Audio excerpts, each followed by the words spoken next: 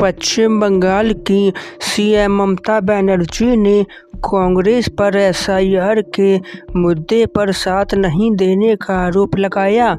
कहा, चुनाव आयोग के सामने टीएमसी के साथ जाने के लिए नहीं हुए कांग्रेसी तैयार। मालदा में ममता का बीजेपी पर भी हमला। कहा, वो बंगाल को टारगेट कर रहे हैं, हम दिल्ली को टारगेट करेंगे। जयपुर में गंदा पानी पीकर बीमार हुए 500 से ज़्यादा लोग। पिंक सिटी जयपुर सिर्फ राजस्थान की राजधानी नहीं बल्कि वर्ल्ड क्लास की स्मार्ट सिटी है, लेकिन यहाँ के लोग इन दिनों सप्लाई में आ रहे गंदे पानी को पीकर बीमार पड़ रहे हैं। जयपुर के जिस सिविल लाइन्स इलाके में गवर्नर सीएम ज़्यादातर मंत्री रहते हैं, वहाँ 3 दिनों तक सप्लाई का जो पानी लोगों के नलों से आया, उसे पीकर हर घर के कुछ लोग जरूर बीमार हुए। बीमारों की संख्या 500 से अधिक होने का दावा किया जा रहा है। बिना सीसीटीवी कैमरों के अब नहीं चलेगा मेडिकल स्टोर। दवा खरीदते समय आप होंगे सीसीटीवी कैमरे की कैद में। देश में दवाओं की रिटेल बिक्री पर पारदर्शी बढ़ाने के लिए डीसीसी ने मेडिकल स्टोर में सीसीटीवी कैमरे लगवाना अनिवार्य कर दिया है। इसका प्रस्ताव भी मंजूर किया। डीसीसी ने स्पष्ट किया कि कैमरे ऐसी जगह लगाए जाएं जहां पर दवा की हर खरीद बिक्री पूरी तरह से रिकॉर्ड हो सके, ताकि कैमरों की गलत दिशा जैसी खामियों को दूर किया जा सके।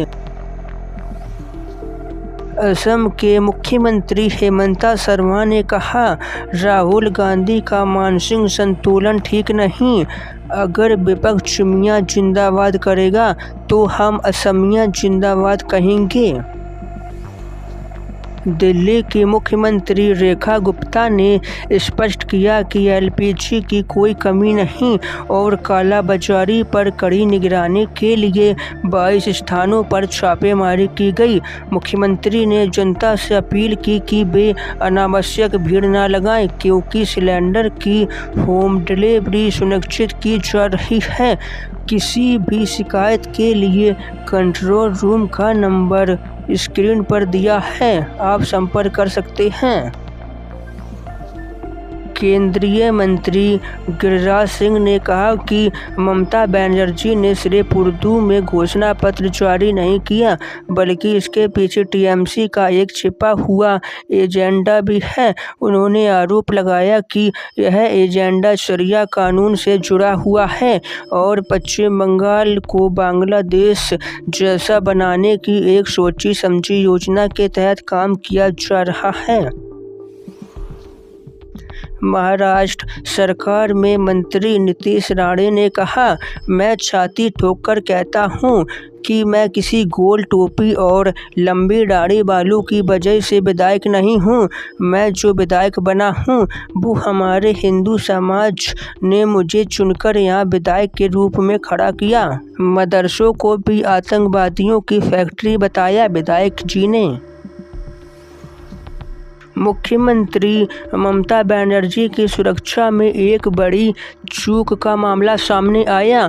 मालदा के मालतीपुर में ममता बनर्जी के हेलीकॉप्टर के पास एक संदिग्ध ड्रोन दिखने से मचा हड़कंप। जनसभा के बाद जैसे ही ममता बनर्जी हेलीपैड पर पहुंची, उनके हेलीकॉप्टर के पास एक ड्रोन मंडराते हुए दिखा। इसे देखते ही वे कुछ पल के लिए रुकी और पुलिस को सतर्क रहने के निर्देश दिए।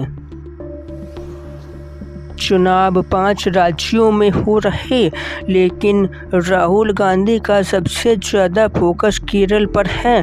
उन्होंने बीजेपी और एलडीएफ की मिलीभगत का आरोप लगाया।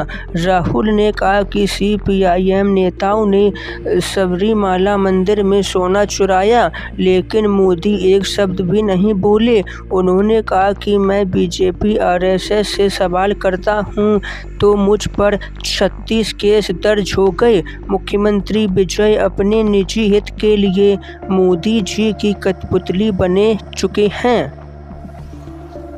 महिला आरक्षण पर प्रधानमंत्री का बयान। उन्होंने कहा कि हमारी सरकार ने महिलाओं को आरक्षण दिया और 2029 के चुनाव में महिलाओं को इसका लाभ मिलेगा। गुजरात के गांधीधाम में टेक्सटाइल कंपनी में भीषण आग लगी, जिससे लाखों का सामान जलकर खाक हुआ। फायर ब्रिगेड ने आग पर पाया काबू। जम्मू कश्मीर के रामबन में बारिश और बर्फबारी से लैंडस्लाइड हुआ, जिससे जम्मू श्रीनगर हाईवे पर आवाजाही ठप हो गई।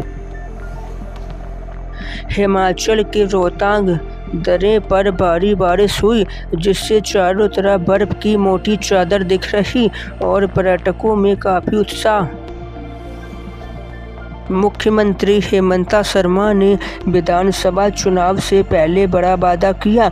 उन्होंने कहा कि चुनाव जीतने के बाद लोगों को हर साल 2 सिलेंडर LPG सिलेंडर मुफ्त दिए जाएंगे।